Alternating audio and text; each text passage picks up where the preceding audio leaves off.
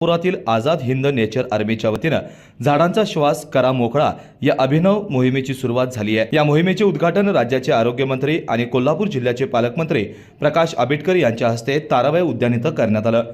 यावेळी कोल्हापूर महानगरपालिकेच्या आयुक्त के मंजुलक्ष्मी, उपजिल्हाधिकारी शक्ती कदम, आझाद हिंद नेचर आर्मीचे अध्यक्ष राहुल मगदूम यांच्यासह अनेक मान्यवर उपस्थित होते। यावेळी बोलताना पालकमंत्री आंबेडकर म्हणाले, माणूस आपली व्यथा सांगू शकतो पण झाडे नाहीत, म्हणूनच त्यांच्या व्यथा समजून घेणे हे आपले कर्तव्य आहे।